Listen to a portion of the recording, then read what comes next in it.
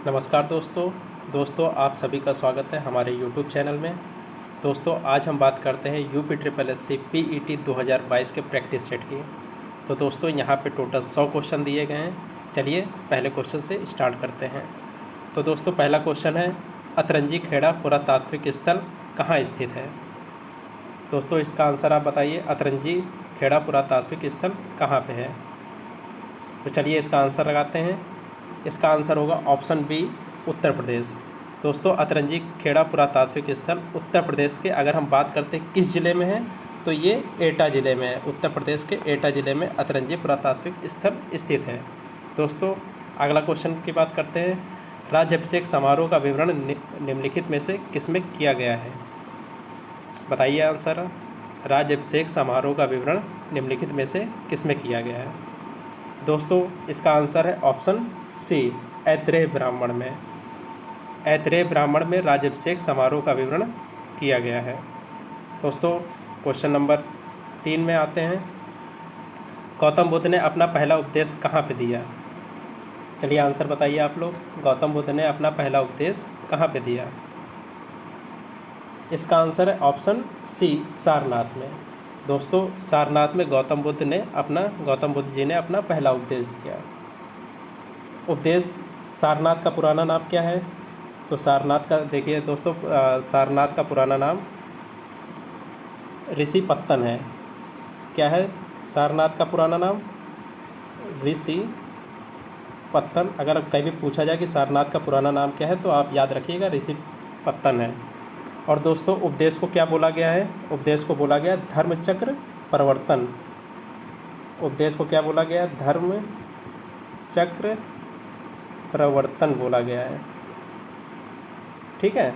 तो दोस्तों चलिए अगला क्वेश्चन की बात करते हैं। अगला क्वेश्चन क्या है, लाहौर में बादशाही मस्जिद का निर्माण किसने करवाया था। लाहौर में बादशाही मस्जिद का निर्माण किसने करवाया था। दोस्तों इसका ऑप्शन है ऑप्शन नंबर बी, औरंगजेब ने। औरंगजेब ने लाहौर में बादशाही मस्जिद का निर्माण करवाया था। अब लाहौर कहाँ पे है, लाहौर पाकिस्तान प्रांत में स्थित है। ठीक है दोस्तों चलिए अगला क्वेश्चन की बात करते हैं। 1857 के विद्रोह के दौरान मुगल सम्राट कौन था। चलिए आप लोग इसका आंसर बताइए। 1857 के विद्रोह के दौरान मुगल सम्राट कौन था। तो दोस्तों इसका आंसर है option number B, Bahadur Shah second, Bahadur Shah Zafar द्वितीय। चलिए दोस्तों अगला क्वेश्चन देखते हैं। क्वेश्चन नंबर 6, भारतीय राष्ट्रीय कांग्रेस का चुना गया प्रथम मुस्लिम अध्यक्ष कौन था। बताइए दोस्तों, भारतीय राष्ट्रीय कांग्रेस का प्रथम मुस्लिम अध्यक्ष कौन था। इसका आंसर है option number C, Badruddin Tyabji. Badruddin Tyab भारतीय राष्ट्रीय कांग्रेस के प्रथम मुस्लिम अध्यक्ष थे। क्वेश्चन नंबर 7 की बात करते हैं, किस अधिनियम को मॉन्टेग्यू चेम्सफोर्ड सुधार के नाम से भी जाना जाता है। बताइए जल्दी से आंसर आप लोग। तो इसका ऑप्शन है ऑप्शन नंबर बी, भारत शासन अधिनियम 1919। भारत शासन अधिनियम 1919 को मॉन्टेग्यू चेम्सफोर्ड सुधार के नाम से भी जाना जाता है। चलिए दोस्तों अगले क्वेश्चन की बात करते हैं। क्वेश्चन नंबर 8, निम्नलिखित ऐतिहासिक घटनाओं को उनके कालक्रमानुसार व्यवस्थित कीजिए। दोस्तों जो इसमें घटनाएं पहले हुई थी वो आपको पहले लगाना है, जो बाद में हुई थी वो बाद में। कौन सी घटना कौन से सन में हुई थी, चलिए डिस्कस करते हैं। दोस्तों चंपारण जो सत्याग्रह हुआ था, ये गांधी जी के द्वारा हुआ था 1917 में। ठीक है। बंगाल विभाजन की बात करते हैं। बंगाल विभाजन आपका हुआ था 1905 ईस्वी में। जलियांवाला बाग हत्याकांड आप सभी को पता है, यह हुआ था 1919 में। तो दोस्तों सबसे पहले बंगाल विभाजन हुआ था, जो कि हुआ था 1905 में, ऑप्शन नंबर 2। और उसके बाद ऑप्शन नंबर 1 और फिर 3। तो इसका आंसर हो जाएगा ऑप्शन नंबर सी, बंगाल विभाजन पहले, उसके बाद चंपारण सत्याग्रह जो कि 1917 में हुआ था, फिर लास्ट में जलियांवाला बाग हत्याकांड 1919 में हुआ था। चलिए दोस्तों क्वेश्चन नंबर 9 की बात करते हैं। अखिल भारतीय किसान कांग्रेस के प्रथम महासचिव निम्नलिखित में से कौन थे। आंसर बताइए। आंसर इसका हो जाएगा ऑप्शन नंबर डी, NG रंगा। NG रंगा अखिल भारतीय किसान कांग्रेस के प्रथम महासचिव थे। अगला क्वेश्चन दोस्तों बात करते हैं क्वेश्चन नंबर 10। किस स्वतंत्रता सेनानी ने महात्मा गांधी जी को पहली बार राष्ट्रपिता कहकर संबोधित किया था? तो आप सभी को इसका आंसर पता होगा, जल्दी से इसका आंसर बताइए। इसका आंसर होगा option number B, Subhash Chandra Bose ने। सुभाष चंद्र बोस जी ने महात्मा गांधी को पहली बार राष्ट्रपति कहकर संबोधित किया था। और ये किस रेडियो से किया था? आज़ाद हिंद नामक रेडियो से किया था। 6 जुलाई 1944 को इन्होंने संबोधित किया था। चलिए अगला क्वेश्चन की बात करते हैं। किस देश के साथ भारत की सबसे लंबी अंतर्राष्ट्रीय सीमा लगी है? ये भूगोल का क्वेश्चन है दोस्तों, बताइए। तो जैसा कि आप जानते हैं ऑप्शन नंबर डी, बांग्लादेश के साथ भारत की सबसे लंबी अंतर्राष्ट्रीय सीमा लगी है। टोटल कितना किलोमीटर सीमा है? 4096.7 किलोमीटर की टोटल सीमा भारत की बांग्लादेश के साथ लगी है। दोस्तों अगला क्वेश्चन की बात करते हैं। नाथुला दर्रा कहाँ स्थित है? तो जैसा कि आप सभी को पता है नाथुला दर्रा ऑप्शन नंबर डी, भारत में स्थित है। भारत में भी हम कहाँ पे बात करें, भारत में किस राज्य में है? तो भारत में ये सिक्किम राज्य में है। कहाँ पे है? सिक्किम राज्य में नाथुला दर्रा है। चलिए दोस्तों अगले क्वेश्चन की बात करते हैं। राष्ट्रीय उद्यानों और उनके स्थानों के संदर्भ में निम्नलिखित में से कौन सा युग्म सही है? कौन से राज्य में कौन सा राष्ट्रीय उद्यान है, आपको ये आंसर करना है। चलिए, तो जैसा कि आपको पता है जो गिर राष्ट्रीय उद्यान है ये राजस्थान में ना होकर के ये गुजरात में है। रणथंभौर कहाँ पे है? रणथंभौर राजस्थान में है। काबुल लामजाओ कहाँ है? काबुल लामजाओ मणिपुर में। ऑप्शन नंबर सी सही हो जाएगा, ये सही मिलान है इसका। काबुल लामजाओ जो राष्ट्रीय उद्यान है वो मणिपुर में है, और जो साइलेंट वैली है वो कर्नाटक में ना होकर के केरल राज्य में है। ठीक है दोस्तों चलिए अगला क्वेश्चन की बात करते हैं। सूर्य से बढ़ती दूरी के अनुसार ग्रहों का निम्नलिखित में से कौन सा क्रम है? मतलब सबसे पास सूर्य के कौन सा है, उसके दूर कौन सा है, उसके बाद और सबसे लास्ट में कौन सा सबसे दूर है। तो दोस्तों इसका आंसर हो जाएगा ऑप्शन नंबर ए। सबसे पहले सूर्य के सबसे नज़दीक बुध है, फिर शुक्र, पृथ्वी, मंगल के बाद बात करते हैं बृहस्पति, शनि, अरुण, और सबसे लास्ट में कौन सा है? सबसे लास्ट में वरुण है। तो इसका ऑप्शन नंबर ए सही हो जाएगा। अगले क्वेश्चन की बात करें। 90 ईस्ट रिज कहाँ स्थित है? 90 ईस्ट रिज कहाँ स्थित है, बताइए दोस्तों इसका ऑप्शन हो जाएगा ऑप्शन नंबर सी, हिंद महासागर में 90 ईस्ट रिज स्थित है। चलिए दोस्तों अगला क्वेश्चन की बात करते हैं। मिश्रित अर्थव्यवस्था क्या है? जल्दी से आंसर बताइए आप लोग। मिश्रित अर्थव्यवस्था क्या है? इसका ऑप्शन हो जाएगा ऑप्शन नंबर ए, सार्वजनिक क्षेत्र और निजी क्षेत्र का जब सह अस्तित्व होता है तब वो अर्थव्यवस्था मिश्रित अर्थव्यवस्था कहलाती है। सार्वजनिक क्षेत्र और निजी क्षेत्र का जब सह अस्तित्व होता है यह व्यवस्था मिश्रित अर्थव्यवस्था कहलाती है। दोस्तों अगले क्वेश्चन की बात करते हैं। क्वेश्चन नंबर 17 की बात करते हैं। वर्तमान में सेबी के अध्यक्ष कौन हैं? यह करंट अफेयर का क्वेश्चन है, बताइए दोस्तों, अभी अपडेट हुआ है। तो दोस्तों सेबी के वर्तमान अध्यक्ष हैं option number D, Madhabi Puri Buch. अगले क्वेश्चन की बात करते हैं। उद्योग किस पंचवर्षीय योजना में विकसित हुआ?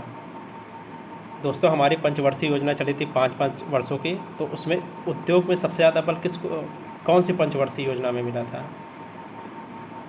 तो इसका ऑप्शन बताइए जल्दी से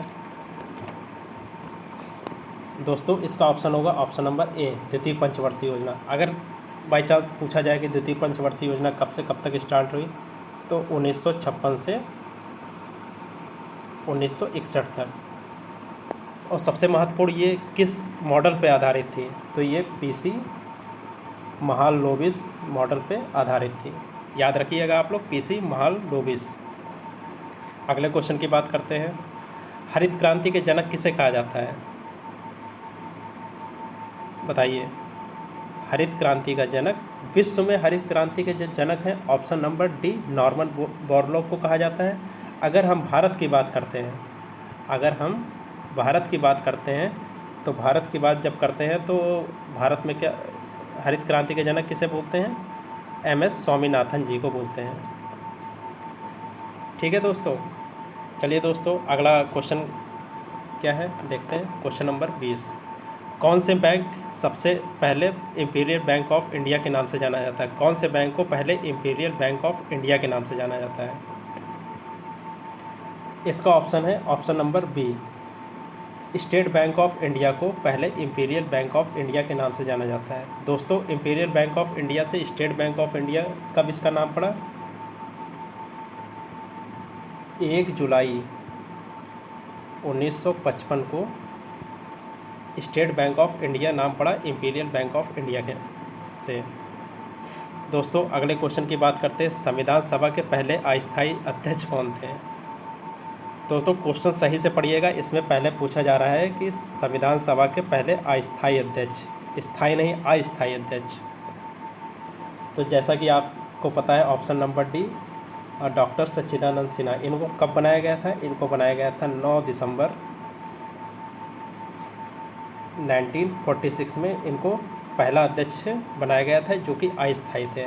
इसके बाद 2 दिन बाद 11 दिसंबर 1946 को राजेंद्र प्रसाद जी को अस्थायी अध्यक्ष के रूप में चुना गया। अगले क्वेश्चन की बात करते हैं। भारतीय संविधान के निम्न में से किस भाग में मौलिक अधिकारों का वर्णन है? बताइए दोस्तों, मौलिक अधिकार हमारे संविधान के किस भाग में है? इसका आंसर हो जाएगा ऑप्शन नंबर बी, भाग 3। भाग 3 में हमारे मौलिक अधिकार दिए गए हैं। टोटल कितने मौलिक अधिकार हैं? टोटल 6 मौलिक अधिकार हैं, जो कि अनुच्छेद कहाँ से कहाँ तक हैं? 12 से 35 तक इसका वर्णन किया गया है। अगले क्वेश्चन की बात करेंगे। भारत के संविधान में निम्नलिखित में से कौन सा अनुच्छेद समान नागरिक संहिता से संबंधित है? बहुत ही इम्पोर्टेंट क्वेश्चन दोस्तों। अनुच्छेद समान नागरिक संहिता, बताइए इसका आंसर। इसका आंसर होगा ऑप्शन नंबर डी, अनुच्छेद 44। 44 में समान नागरिक संहिता से संबंधित है। अगला क्वेश्चन बात करते हैं। भारत के वित्त आयोग की नियुक्ति कौन करता है? चलिए इसका आंसर बताइए। वित्त आयोग की नियुक्ति करता है भारत का राष्ट्रपति। दोस्तों, अभी 15वां वित्त आयोग चल रहा है। 15वें वित्त आयोग के अध्यक्ष कौन है? N.K. सिंह। इसको भी याद रखिएगा आप लोग।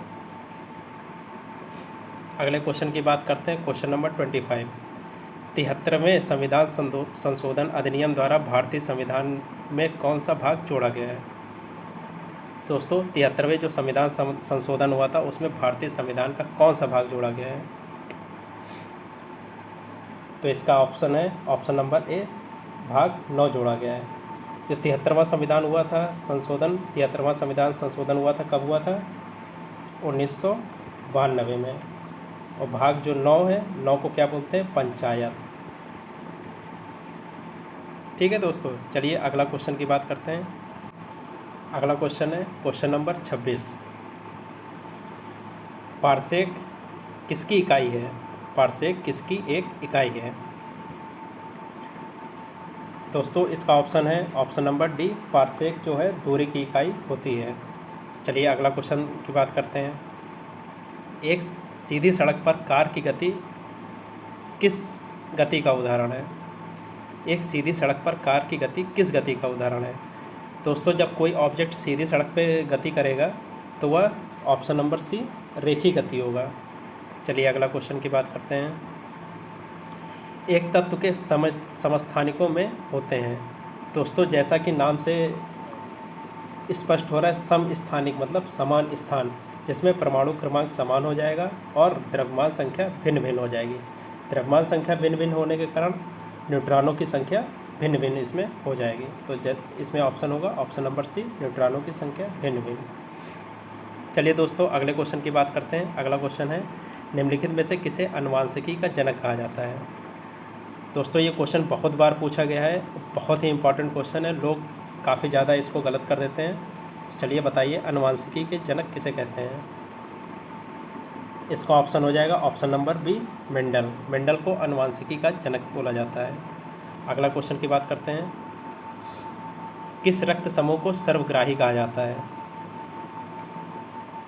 Option number C, AB positive को सर्वग्राही कहा जाता है, जबकि O पॉजिटिव को सर्वदाता कहते हैं। किसको?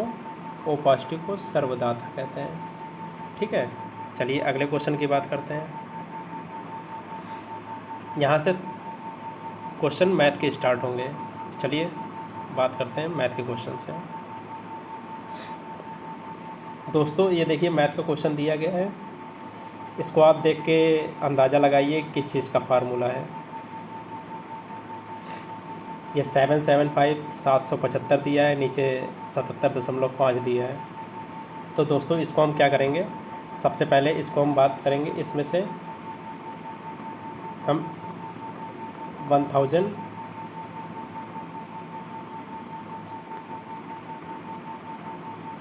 चलिए एक मिनट दोस्तों, सही से काम नहीं कर रहा है मार्कर।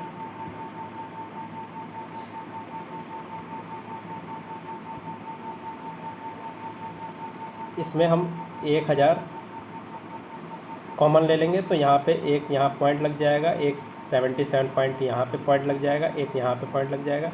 और दोस्तों ये प्लस का है तो एक यहाँ पे पॉइंट लगेगा, एक यहाँ पे पॉइंट, एक यहाँ पे पॉइंट, ये 22.5 के पास पॉइंट लग जाएगा। तो ऊपर की संख्या और नीचे की संख्या लगभग समान आ जाती है। तो ये देखिए ऊपर एक फार्मूला बन जाता है, ध्यान से देखिएगा, A³ प्लस B³ का ऊपर एक फार्मूला बन जाता है। ठीक है, और नीचे क्या दिया, नीचे कौन सा फार्मूला बन रहा है, नीचे A² plus B² minus AB form में नीचे दिया गया है। तो दोस्तों A³ प्लस B³ का फार्मूला क्या होगा, एक ब्रैकेट में A प्लस B, दूसरे में A² plus B² minus AB, ये दिया है। और नीचे दोस्तों क्या आ जाएगा, नीचे ये आ जाएगा A² plus B² minus AB। दोस्तों ये इससे ये कट जाएगा, क्या बचा, केवल A प्लस B। तो A प्लस B क्या होगा, A की जगह 77.5 और B की जगह प्लस B की जगह 22.5। तो और ये 1000, ये यहाँ पे जो 1000 है, 1000 तो रहेगा ही रहेगा, यहाँ पे 1000 रहेगा ही रहेगा। तो ये कितना हो जाएगा, ये दोनों 100 हो जाएगा, और बाकी 1000 से गुणा जब कर देंगे तो 1000 ये यहाँ का यहाँ रहेगा, प्लस 100 यहाँ पे रहेगा। तो दोस्तों इसका आंसर क्या हो जाएगा, 1 और 1 के आगे कितने जीरो, 1 2 3 4 5 जीरो हैं। ये ऑप्शन नंबर बी हो, ये ऑप्शन नंबर किस में हो जाएगा, ऑप्शन नंबर बी हो जाएगा। ठीक है दोस्तों, अगला क्वेश्चन की बात करते हैं।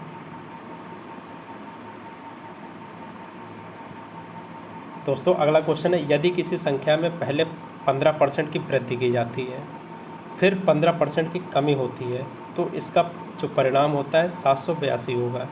यदि उसी संख्या में पहले 25% की कमी हो, फिर 25% की वृद्धि हो और फिर से 20% की कमी हो, तो परिणामी संख्या ज्ञात करिए। चलिए दोस्तों इसका सॉल्यूशन देखते हैं। दोस्तों ये कह रहा है किसी संख्या में पहले 15% की वृद्धि होती है और फिर 15% की कमी होती है, तो इसका जो परिणाम होगा 782 होगा। देखिए माना वो संख्या x है, ठीक है, x में 15% की वृद्धि हो गई, कितना हो गया है 115/100। अब इसमें क्या होगा, ये 15% की कमी शो कर रहा है, तो 15% की कमी 85/100 कितना आ जाएगा, ये इसका परिणाम कितना दिया 782। ये किसके बराबर है, 782 के बराबर है। ठीक है, यहाँ पे x की वैल्यू निकालेंगे, इसको 5 से काटिएगा तो कट पिट के जो x की वैल्यू आएगी, x की वैल्यू कितनी आएगी, x की वैल्यू आएगी 800। आप सॉल्व कर लीजिएगा, मैं ऐसे बता रहा हूँ, x की वैल्यू 700 आएगी। उसके बाद क्या बोल रहा है, उसी संख्या में पहले 25% की कमी हो और फिर 25% की वृद्धि हो और फिर 20% की कमी हो तो परिणामी संख्या ज्ञात करिए।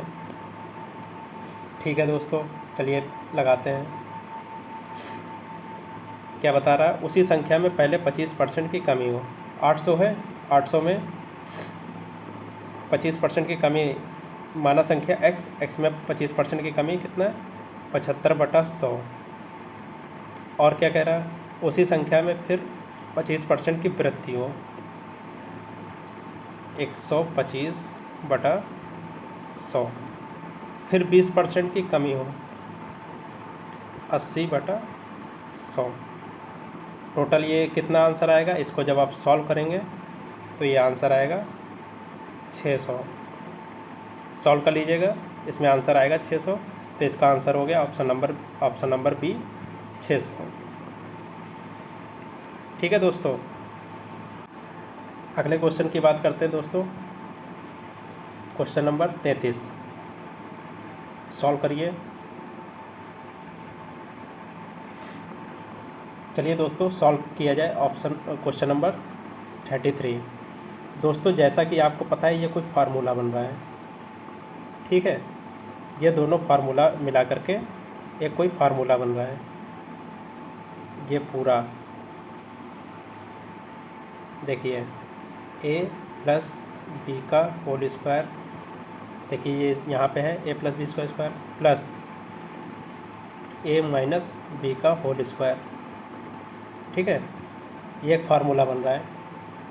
तो ये फार्मूला क्या होगा, और नीचे क्या है, ये देखिए ये है a स्क्वायर, ये B square, a square plus B square. ऊपर वाला फार्मूला क्या होता है, ऊपर वाला फार्मूला होता है दोस्तों 2 ब्रैकेट में a square plus B square, और नीचे क्या है दोस्तों, नीचे पहले से ही a स्क्वायर और बी स्क्वायर है। ठीक है, तो ये कट जाएगा, आंसर क्या बचेगा, आंसर केवल 2 बचेगा। तो इसका आंसर हो गया ऑप्शन नंबर डी 2। ठीक है, अगला क्वेश्चन की बात करते हैं।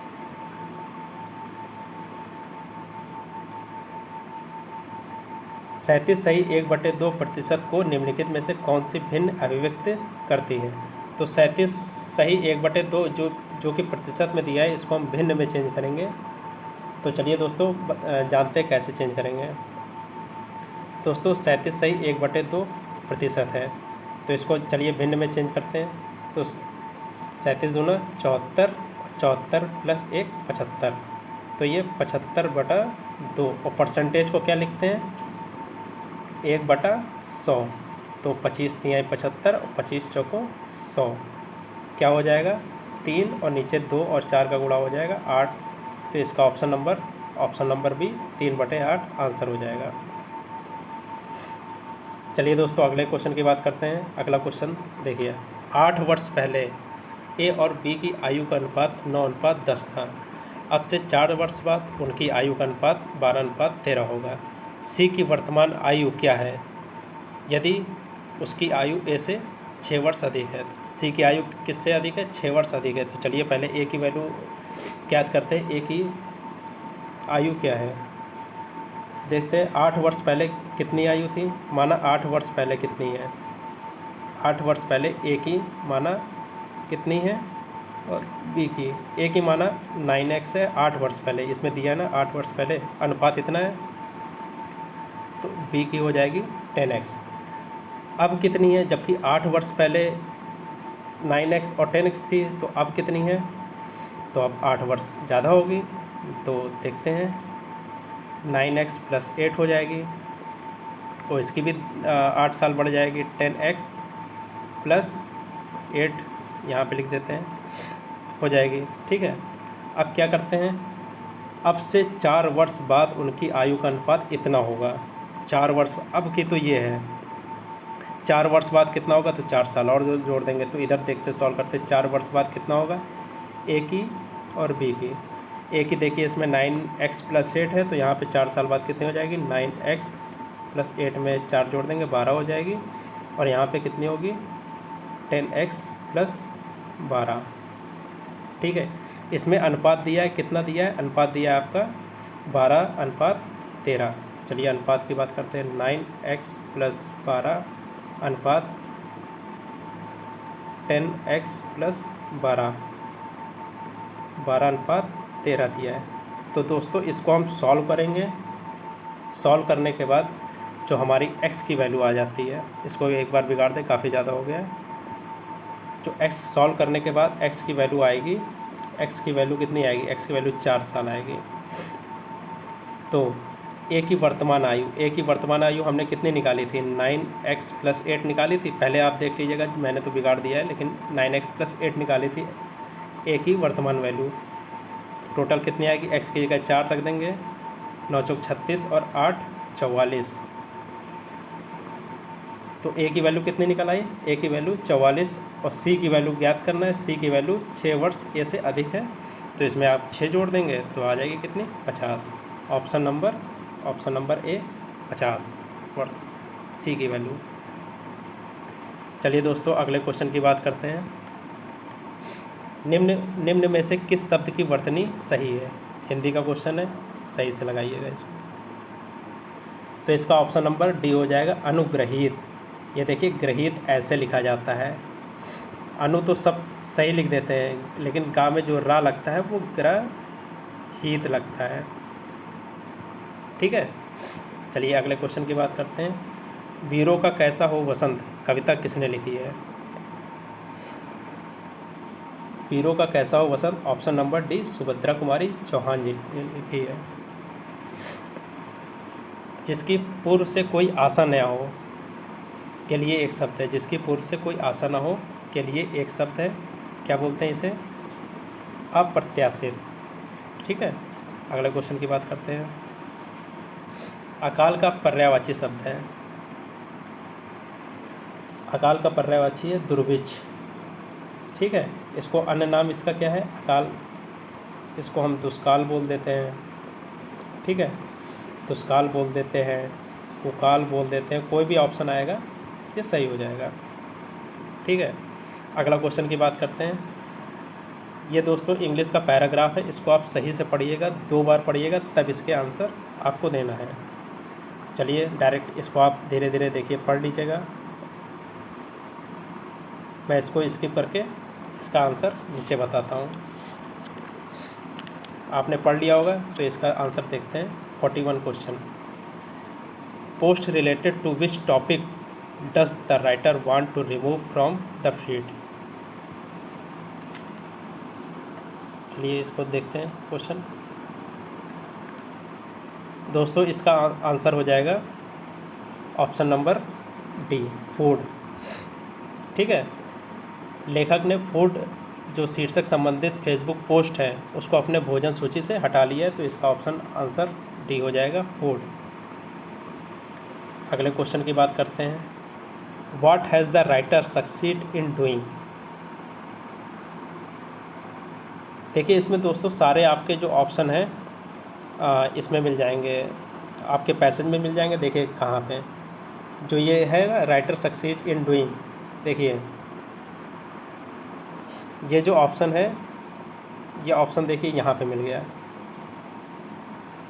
अब इसका आंसर देखते हैं कहाँ पे है। देखिए वहाँ पे हमने जिम वाला ऑप्शन बताया था ना, तो option number C, attend 30 gym classes without a break. चलिए अगले क्वेश्चन की बात करते हैं। Which of the following is a page related to a chocolate. बताइए इसका answer. Answer number A, earth loaf. ठीक है, चलिए अगले क्वेश्चन की बात करते हैं। Give synonyms of the following words. Synonyms बताइए। अलार्म, अलार्म मतलब क्या होता है, अलार्म मतलब चेतावनी या फिर कोई खतरे की सूचना देने वाला। तो इसका सिनोनिम्स क्या है, पर्यायवाची शब्द क्या है, इसका पर्यायवाची शब्द ऑप्शन नंबर सी, पैनिक हो जाएगा। पैनिक मतलब भी होता है एक प्रकार की चेतावनी। ठीक है, चलिए अगला क्वेश्चन की बात करते हैं। Give antonym for the following word. मतलब आपको एक तरह से एंटोनिम बताना है। अपोजिट बताना है। कंप्लीट मतलब क्या होता है? कंप्लीट मतलब होता है पूरा। ठीक है, तो इसका क्या हो जाएगा? आधा या अपूर्ण। Option number B partial. ठीक है, क्वेश्चन नंबर 46 की बात करते हैं। 46 में देखिए क्या है, ये दिया है प्रफुल्लित। ठीक है, इसका हो रहा है उदास, एक तरह से अपोजिट है। तो एक तरह से शांत करना, शांत मतलब एक तरह से इसका अपोजिट क्या हो जाएगा? शांत, कोई चीज़ शांत है और कोई चीज़ भड़क रही है, तो इसका ऑप्शन हो जाएगा ऑप्शन नंबर डी। चलिए दोस्तों, अगले क्वेश्चन की बात करते हैं। Question number 47। एक निश्चित कोड भाषा में यदि मदर को QDGSNL लिखा जाता है तो उसी कोड भाषा में सेहत को किस प्रकार लिखा जाएगा? देखिए दोस्तों, बात करते हैं मदर को, मदर की MOTHER।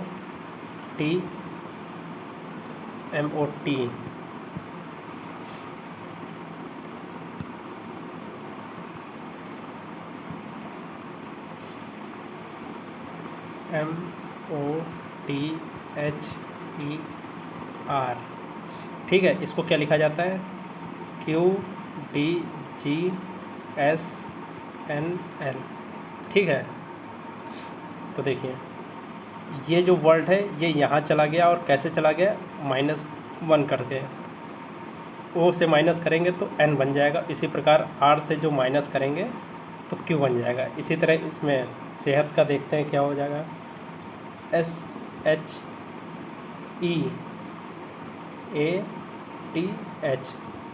H के पहले क्या आता है? H के पहले आता है G। ठीक है, -1 कर देंगे यहाँ पे। T के पहले क्या आता है? T के पहले आता है S। A के पहले क्या आता है? A के पहले आता है Z। E के पहले क्या आता है? D। H के पहले G और S के पहले R, तो ये आ जाएगा GSZDGR। देखिए ऑप्शन नंबर इसमें ए दिया है। ठीक है, ऑप्शन नंबर ए जो है, ए इसका सही है, ऑप्शन नंबर ए। ठीक है, अगला क्वेश्चन की बात करते हैं। एम की पत्नी एन की पुत्रवधू है। पी ओ का पति है जो कि एम की बहन है। पी का एन से क्या संबंध है? चलिए इसका डायग्राम बनाते हैं।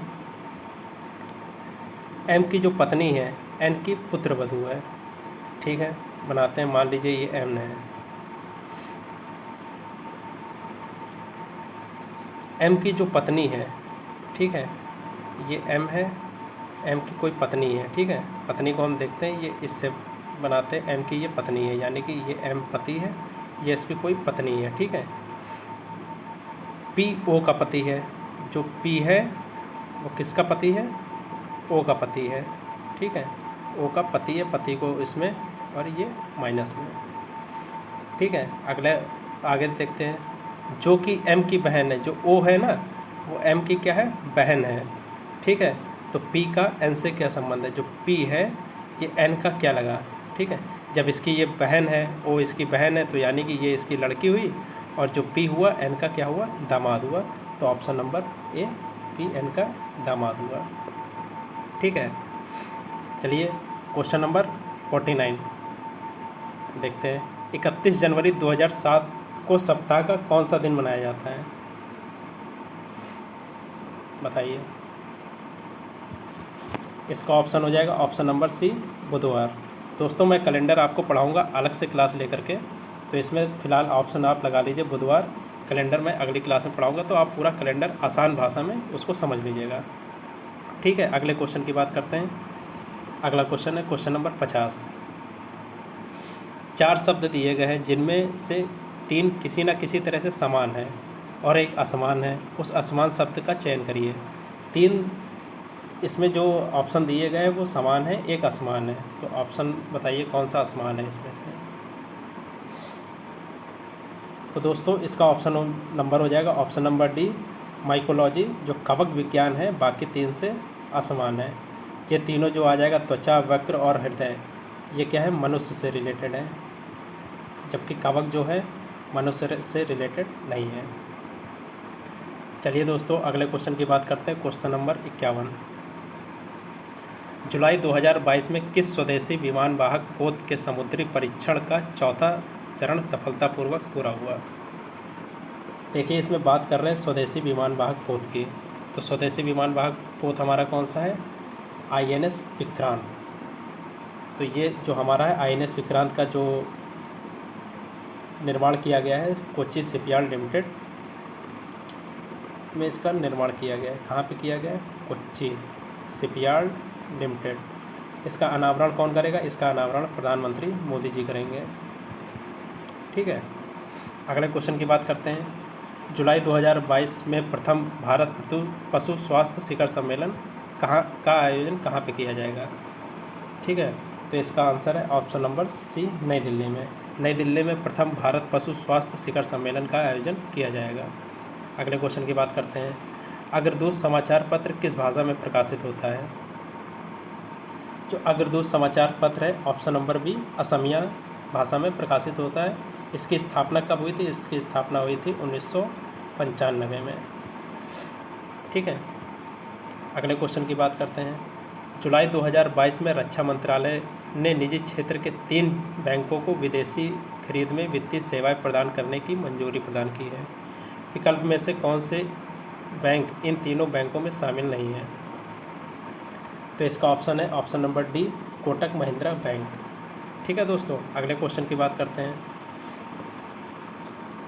जुलाई 2022 में कौन सा महाराष्ट्र विधानसभा के नए अध्यक्ष निर्वाचित हुए हैं? ऑप्शन बताइए। इसका ऑप्शन हो जाएगा दोस्तों option number C, Rahul Narwekar. ठीक है, अगले क्वेश्चन की बात करते हैं। जून 2022 में जारी वैश्विक शांति सूचकांक 2022 में भारत किस स्थान पर रहा है? तो दोस्तों, जो 2022 जून में जारी जो वैश्विक शांति सूचकांक है उसमें भारत की जो रैंकिंग है 135 नंबर पे, 135वें नंबर पे। अगर हम बात करते हैं पहले नंबर पे कौन सा? आइसलैंड है। ठीक है, और बात करते हैं लास्ट बोले तो 163 नंबर पे कौन है?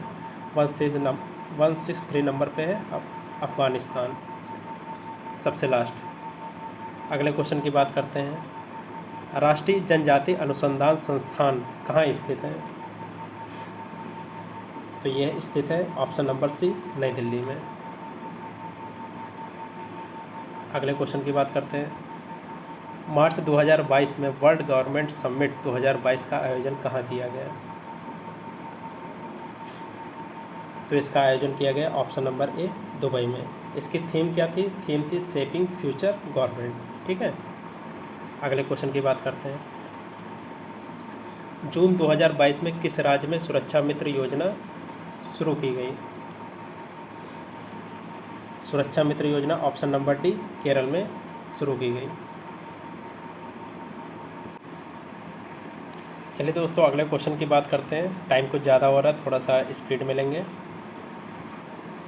केंद्रीय स्वास्थ्य मंत्री डॉक्टर मनसुख मंडाविया द्वारा घोषित स्वदेशी टीबी संक्रमण त्वचा परीक्षण का नाम क्या है? तो इसका नाम है ऑप्शन नंबर बी, CTB। अगले क्वेश्चन की बात करते हैं। म्यांमार की मुद्रा क्या है? दोस्तों, म्यांमार की मुद्रा ऑप्शन नंबर सी है, म्यांमार क्यात। अगले क्वेश्चन की बात करते हैं। घुमरा लोक नृत्य है। दोस्तों, घुमरा कहाँ का लोक नृत्य है? घुमरा है ऑप्शन नंबर सी, उड़ीसा का है। यहाँ घूमर नहीं है, घूमर की अगर हम बात करेंगे, यहाँ पे अगर घूमर की बात करेंगे, घूमर जो लोक नृत्य है वो राजस्थान का है। यहाँ पे है घुमरा। घुमरा जबकि कहाँ का होगा? उड़ीसा का होगा। अगले क्वेश्चन की बात करते हैं। कालिम्पोंग हिल स्टेशन कहाँ स्थित है? बताइए। इसका आंसर हो जाएगा ऑप्शन नंबर ए, पश्चिम बंगाल में स्थित है। अगले क्वेश्चन की बात करेंगे। भारत में कितने राज्य स्थित हैं? चलिए, इसका ऑप्शन है ऑप्शन नंबर डी, भारत में 28 राज्य स्थित हैं, जो कि कब से इसका लागू हुआ? 26 जनवरी 2020 से लागू हुआ। ठीक है, अगले क्वेश्चन की बात करते हैं। भारत का जो राष्ट्रीय युद्ध स्मारक कहाँ स्थित है? भारत का राष्ट्रीय युद्ध स्मारक कहाँ स्थित है? आंसर बताइए। इसका आंसर है ऑप्शन नंबर सी, नई दिल्ली में। ठीक है। अगले क्वेश्चन की बात करते हैं। सार्क का सचिवालय कहाँ स्थित है? जो सार्क का सचिवालय है, मतलब इसका हेडक्वार्टर है, कहाँ स्थित है? काठमांडू में। ठीक है। अगले क्वेश्चन की बात करते हैं। जुलाई 2022 में फेमिना मिस इंडिया 2022 का खिताब किसने जीता? चलिए बात करते हैं किसने जीता है। सिनी शेट्टी जी ने जीता है फेमिना मिस इंडिया 2022 का खिताब। अगले क्वेश्चन की बात करते हैं। अंतर्राष्ट्रीय उष्णकटिबंधीय दिवस कब मनाया जाता है? इसका आंसर हो गया ऑप्शन नंबर बी 29 जून को। ठीक है। जहाँ समझाने वाला होगा वहाँ मैं समझाऊंगा, और जहाँ केवल ऑप्शन देने वाला होगा मैं ऑप्शन दे के आगे बढ़ जाऊंगा। और जहाँ जैसे आपका मैथ वगैरह है उसमें समझाने का वो रहता है तो मैं उसमें आराम से पूरा टाइम दूंगा। ठीक है। अगले क्वेश्चन की बात करते हैं। पुस्तक not just a night watchman my innings in the BCCI किसके द्वारा लिखी गई है? तो इसका ऑप्शन है ऑप्शन नंबर सी विनोद राय द्वारा लिखी गई है। अगले क्वेश्चन। जून 2022 में कौन सा टेनिस खिलाड़ी सभी चारों ग्रैंड स्लैम में 80 या उससे अधिक मैच जीतने वाला पहला पुरुष खिलाड़ी बन गया है? आंसर बताइए जल्दी से आप लोग। इसका आंसर आप लोग कमेंट सेक्शन में बताइएगा। ठीक है। चलिए बढ़ते हैं आगे। चलिए अभी बता ही देता हूँ, आप लोग पता नहीं बताएं कि ना बताएं। Option number B Novak Djokovic. ठीक है। चलिए बढ़ते हैं आगे। ये दोस्तों हिंदी का गद्यांश दिया है, इसको आप पढ़िएगा और पढ़ने के बाद इसके देखते हैं क्वेश्चन आंसर।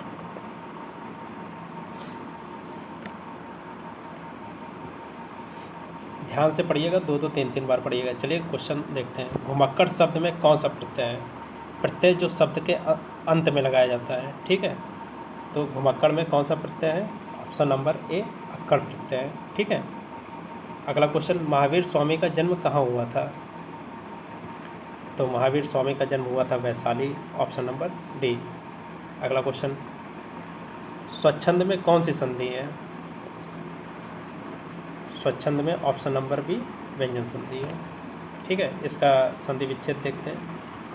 स्व प्लस छंद, जैसा कि आपको पता चल रहा है इसमें कहीं स्वर का यूज नहीं हो रहा है, ये व्यंजन है, ये व्यंजन है, इसलिए यहाँ पे व्यंजन संधि है। अगले क्वेश्चन की बात करते हैं। महात्मा बुद्ध ने जब बुद्धत्व प्राप्त किया तब उनकी अवस्था कितनी थी? मतलब ज्ञान की जब प्राप्त की तब उनकी अवस्था कितनी थी? ऑप्शन नंबर डी 35 वर्ष। ठीक है। अगले क्वेश्चन की बात करते हैं। श्रुति धर्म का क्या अर्थ है? चलिए बताइए जल्दी से आप लोग। दोस्तों श्रुति धर्म का अर्थ है ऑप्शन नंबर बी वैदिक धर्म। ठीक है। चलिए अगला, ये गद्यांश से आप लोग इसको पढ़िएगा। चलिए क्वेश्चन देखते हैं। शून्य के बारे में कौन सा वाक्य सही है? Option number B. जैसा कि ऊपर गद्यांश पे दिया था, शून्य प्रकृति प्रदत्त नहीं है, मतलब प्रकृति द्वारा नहीं है, तो यानी कि यह मानव जनित आविष्कार है। शून्य का आविष्कार मानव ने किया था। ठीक है। अगले क्वेश्चन की बात करते हैं। संख्याओं के संदर्भ में कौन सी अवधारणा समझानी सबसे कठिन है? शून्य एक से छोटा है ये समझाना ऑप्शन नंबर सी सबसे ज़्यादा कठिन है। क्वेश्चन नंबर 78 की बात करते हैं। विश्व में किसने सबसे पहल शून्य को संख्या के रूप में मान्यता दी? सबसे पहले शून्य को संख्या के रूप में मान्यता किसने दी? ऑप्शन नंबर सी भारत ने दी। ठीक है। अगले क्वेश्चन की बात करते हैं। शून्य एक ही समय में एक अमूर्त विचार और एक वास्तविकता है का आशय क्या है? मतलब एक ही समय में एक अमूर्त विचार है, मतलब यह दिखाई नहीं देता, और एक वास्तविकता है, लेकिन इसका वास्तविकता मतलब इसका अस्तित्व है, वास्तविक है। ठीक है। ऑप्शन नंबर ए हो जाएगा, यह दिखाई नहीं देता परंतु इसका अस्तित्व है। ठीक है। अगले क्वेश्चन की बात करते हैं। शून्य की अवधारणा आने पर भी मनुष्य ने इसे बहुत समय तक संख्या क्यों नहीं समझा होगा? ऑप्शन नंबर ए, मूर्त चीज़ों से शून्य की संबद्धता का ना होना। ठीक है, चलिए आगे देखते हैं।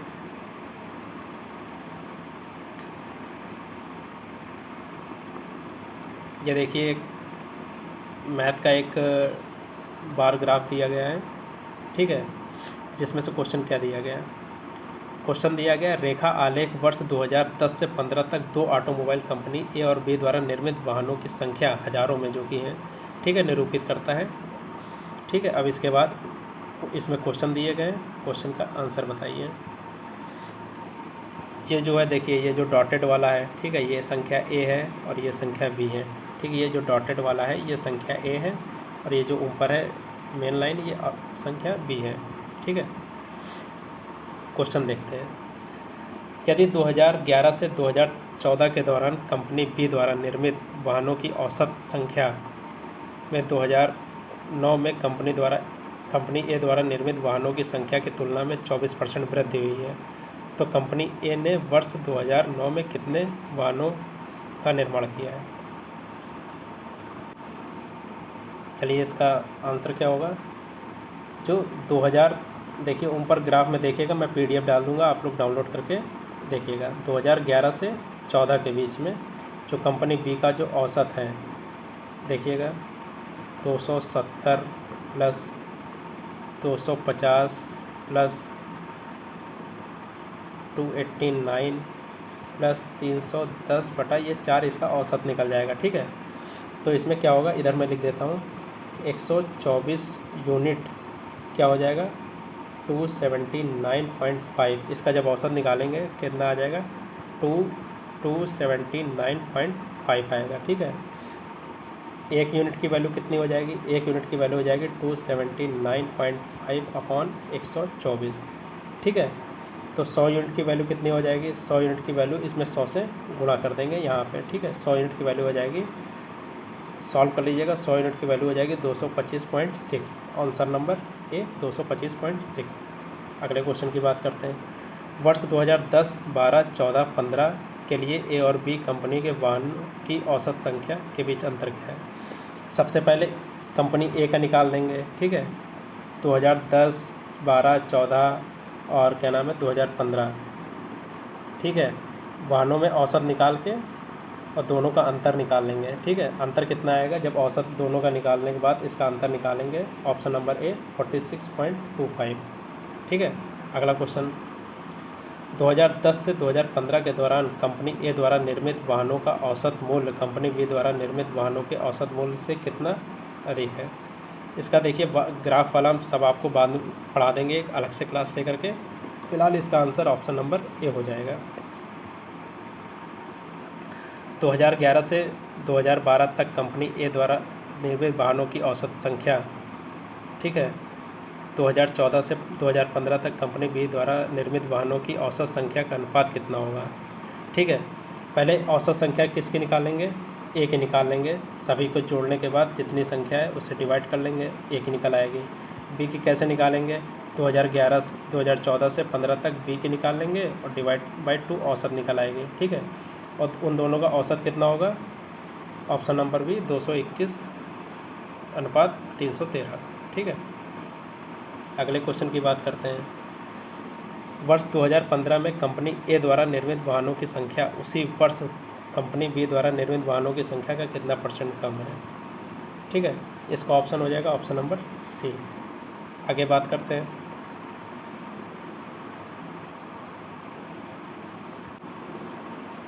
तीन कंपनी ए बी सी की वर्ष 1993 से लेकर के 1999 तक की गई बिक्री को निम्नलिखित चित्र में दर्शाया गया है। ठीक है, देखते हैं। जो ये वाली लाइन है आपकी, ये वाली, ये कंपनी ए की है। ठीक है, ये देख रहे हैं कंपनी ए। ये वाली जो लाइन है कंपनी बी की है, यहाँ पे देखिए इस तरह की। और जो ये ट्रायंगल वाली है ये सी की है, ये जो ट्रायंगल वाली है ये सी की है। ठीक है, ये आपने ग्राफ देख लिया, 1993 से लेकर के 1999 तक है। चलिए आगे इसका क्वेश्चन देखते हैं। 1993 में तीन कंपनियों की औसत बिक्री और 1998 में औसत बिक्री के बीच में कितना अंतर है। जो तीनों कंपनी है, तीनों जो कंपनी है 1993 का औसत निकालेंगे। 1993 में इसकी औसत बिक्री कितनी हुई, ठीक है, तीनों कंपनी औसत बिक्री बटे 3, ठीक है। उसके बाद 1998 में औसत बिक्री कितनी हुई, ठीक है, तीनों कंपनी का औसत बिक्री बटे 3, ठीक है। उसके बीच में अंतर कितना है, तो इनका अंतर निकाल लेंगे कितना अंतर हुआ, ठीक है। चलिए, इसका अंतर जब निकालेंगे तो इसका अंतर हुआ ऑप्शन नंबर सी 20, ठीक है। अगले क्वेश्चन की बात करते हैं। किस वर्ष में कंपनी ए और बी के बिक्री के बीच अंतर न्यूनतम था, ठीक है। ग्राफ से देखेंगे अंतर सबसे ज़्यादा न्यूनतम किस में था, 1996 में, ठीक है। क्वेश्चन नंबर 88, कंपनी बी के लिए दी गई अवधि के दौरान औसत सालाना बिक्री का कंपनी सी की औसत सालाना बिक्री के लगभग कितना परसेंट है, option number D. Company B की बिक्री में अधिकतम प्रतिशत वृद्धि किस वर्ष हुई, तो सबसे ज़्यादा देखेंगे ग्राफ किस वर्ष हमारा उठा है, तो हम देखेंगे 1994 में। पहले आप ग्राफ देखिए 1994 में कितना है, लगभग यहाँ पे 50% वृद्धि कंपनी बी की बिक्री में वृद्धि हुई है, ठीक है। अगले क्वेश्चन की बात करेंगे। वर्ष 1996 में कंपनी सी की बिक्री और वर्ष 1998 में कंपनी बी की बिक्री का अंतर क्या है, तो सबसे पहले 1996 में सी की बिक्री देखेंगे, ठीक है, फिर 1998 में बी की बिक्री देखेंगे, ठीक है। उन दोनों का अंतर देखेंगे कितना है। जैसे ग्राफ में देखिए 1996 में सी की बिक्री हुई है कितनी है, 60, ठीक है। और 1998 में हम देखेंगे ये बी की बिक्री कितनी हुई है, ये 80 हुई है, ठीक है। ग्राफ में देखिएगा तो इन दोनों के बीच का अंतर कितना है, अंतर है इसका 20, ठीक है। अगला क्वेश्चन देखते हैं। दी गई तालिका का अध्ययन करें और दिए गए प्रश्नों का उत्तर दें, ठीक है। तालिका क्या है, 2018 से पहले 6 महीनों के दौरान ए बी सी डी और ई के डीलरों द्वारा बेची गई कारों की संख्या प्रदर्शित की गई। ये 2018 का डेटा दिया गया, ठीक है। पहले जो 6 माह हैं उनका डेटा है जनवरी, फरवरी, मार्च, अप्रैल, मई, जून, ठीक है। कंपनी डीलर कौन है, A B C D E, ठीक है, ये डीलर है, इनका विवरण दिया गया है। चलिए आगे बात करते हैं।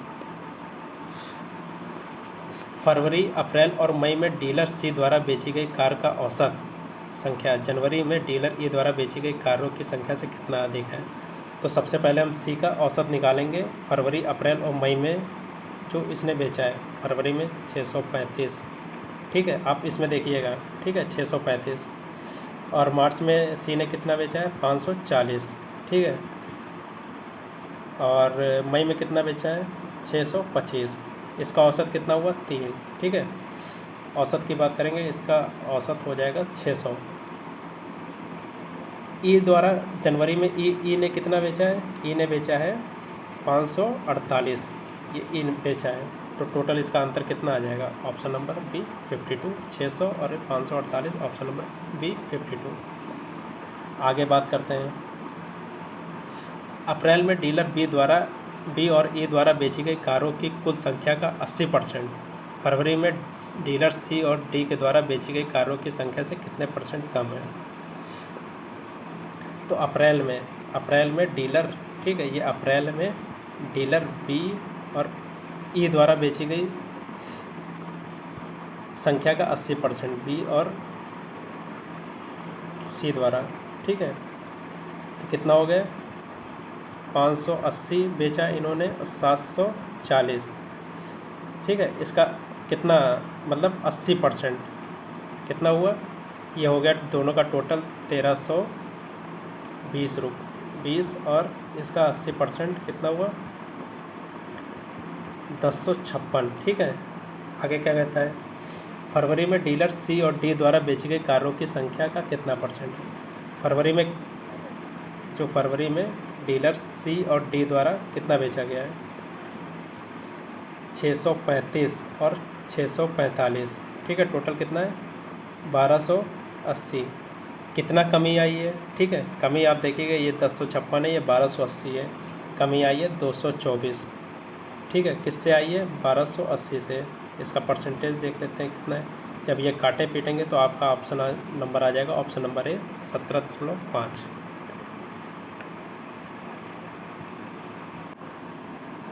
अगले क्वेश्चन की बात करते हैं। यदि जुलाई 2018 में डीलर डी द्वारा कारों की बिक्री उतने ही % बढ़ी है जितनी जून 2018 में पिछले महीनों की तुलना में बढ़ी है, तो जुलाई 2018 में डीलर डी द्वारा बेची गई कारों की संख्या कितनी है।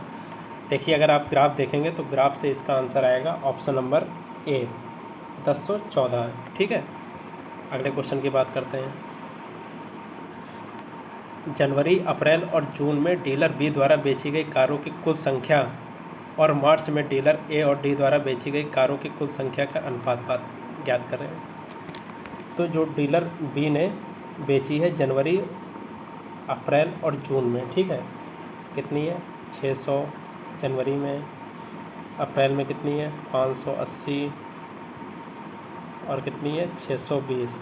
ठीक है, कितनी हो गई टोटल 1800 हो गई। ठीक है, अब ये क्या बोलता है, अब ये बोलता है मार्च में डीलर ए और डी द्वारा बेची गई कारों की कुल संख्या का अनुपात। मार्च में डीलर ए और डी ने कितना बेचा। ठीक है, ये कब बेचा, मार्च में। ठीक है, मार्च में बेचा 628 ए ने और 722 बी ने, टोटल कितना हुआ 1350। ठीक है, तो हम अनुपात की बात करते हैं, कितना अनुपात हुआ, तो 1350 अनुपात बात करते हैं इसका 1800 अनुपात 1350 कट करेंगे तो ये कितना अनुपात आ जाएगा, ये अनुपात आ जाएगा आपका 4:3, ऑप्शन नंबर सी। ठीक है, अगली बात करते हैं। मार्च माह में सभी डीलरों द्वारा बेची गई कारों का औसत क्या है। सभी डीलर ने मार्च में कितनी कार बेची हैं, औसत इसका क्या है देखते हैं। तो औसत की बात करते हैं तो सभी को जोड़ने के बाद जितनी संख्या होगी उससे डिवाइड कर देंगे, औसत निकल आएगा 628 प्लस 635 प्लस 640, ठीक है, प्लस 722 प्लस 720। 5 डीलर है तो 5 से भाग कर देंगे, औसत निकल आएगा। औसत आएगा इसका, आप देख लीजिएगा, जोड़ने के बाद 5 से भाग कर देंगे 669, ऑप्शन नंबर डी।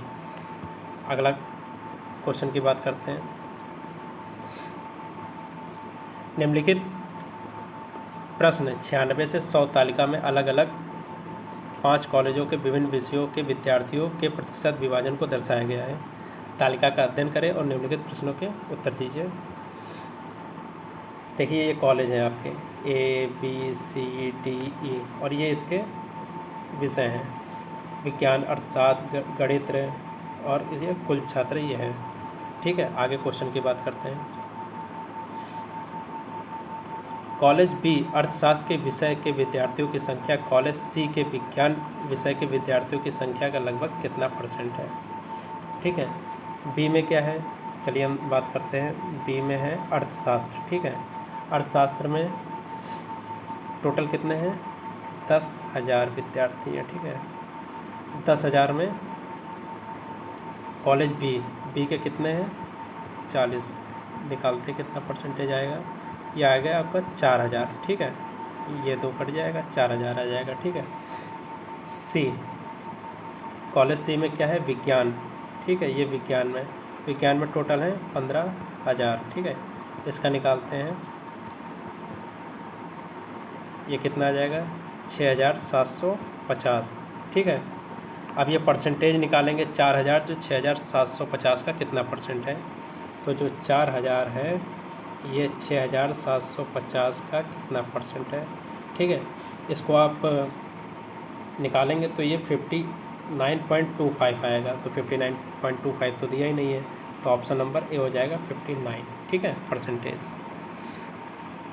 अगले क्वेश्चन की बात करते हैं। यदि सभी कॉलेजों के कुल विद्यार्थियों के आंकड़ों को वृत्त आरेख के रूप में दर्शाया गया है तो कॉलेज ए को दर्शाने वाले त्रिज्यखंड का केंद्रीय कोण का माप। ये बहुत इंपॉर्टेंट क्वेश्चन है, देखिए इसका आंसर। ठीक है, चलिए बात करते हैं। कुल विद्यार्थी इसमें कितने दिए हैं बताइए।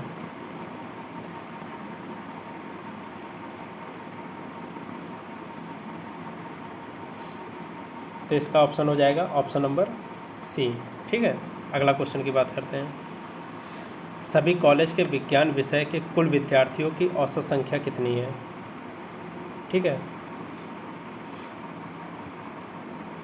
विज्ञान विषय में ए में कितने हैं? ए में देखिए औसत ऐसे निकालेंगे 8025/100। आप तालिका देखते रहिएगा। ठीक है, ये कितना आएगा? 2000। ठीक है,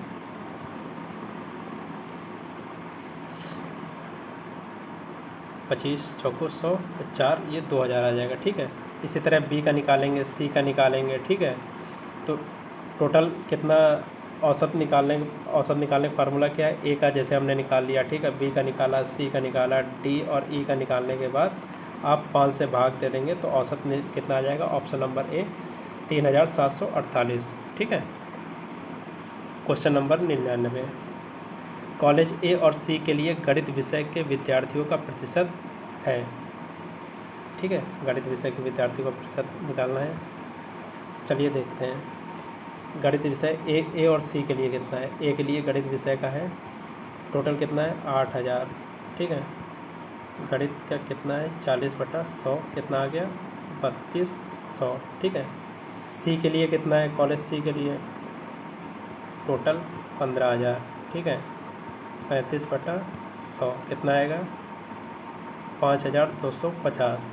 ठीक है, ए और सी दोनों मिलाने के बाद कितना हो जाएगा? इसको जोड़ेंगे, इसको जोड़ेंगे, कितना हो जाएगा? 8450। ठीक है, तो ए और सी के जो कुल विद्यार्थी हैं, टोटल विद्यार्थी इसमें कितना हो जाएगा? एक तो 8000 टोटल विद्यार्थी हैं। ठीक है, ए में, और सी में कितना है? 15000। ठीक है, ये कितना हो जाएगा? 23000। ठीक है, 23000। ठीक है, तो इसका परसेंटेज निकालेंगे कितना? इसको इससे कर देंगे 8450 को 23000 से परसेंटेज इसका निकालेंगे 100 से, कितना आ जाएगा? 36.7। ऑप्शन नंबर ए 36.7। ठीक है, ऑप्शन नंबर ए कितना आ जाएगा? 36.7। लास्ट क्वेश्चन की बात करते हैं। कॉलेज बी और सी के अर्थशास्त्र विषय के कुल विद्यार्थियों की संख्या, कॉलेज डी और ई के गणित विषय में कुल विद्यार्थियों की संख्या का अंतर क्या है? ठीक है, बी में क्या है? बी और सी के अर्थशास्त्र। ठीक है, बी और सी के क्या है? अर्थशास्त्र। ठीक है, बी में कितना है? बी में है 10,000। ठीक है, 10,000 का 35% निकालेंगे। ठीक है, ये तो बी का आ गया। प्लस सी का कितना है? 15,000 का 20% निकाल लेंगे। ठीक है, कितना आ जाएगा? ये 4,000 आ जाएगा। ठीक है, ये कितना आ जाएगा? 3,000 इसका आ जाएगा। ठीक है, टोटल कितना हुआ? टोटल हुआ 7,000। गणित में देखते हैं कितना है। ठीक है, गणित में डी और ई का, डी का देखते कितना है? डी का है 9,000 का 30%। ये तो डी का हो गया। ई का कितना हो गया? प्लस 11,000 का 40%। ठीक है, ये 11,000 का, ये 40 का है, 40%। टोटल कितना हो गया? टोटल इसका हो गया 7100। ठीक है, अब इसमें पूछा क्या गया है? कुल विद्यार्थियों की संख्या का अंतर कितना है? तो 7100 इसमें है, 7100 और 7,000 उसमें है। तो टोटल इसका कितना हो गया? टोटल हो गया 7100 में से 7,000 घटा देंगे तो ऑप्शन नंबर डी 100 हो जाएगा। क्या हो जाएगा? Option number D 100। ठीक है, धन्यवाद मित्रों।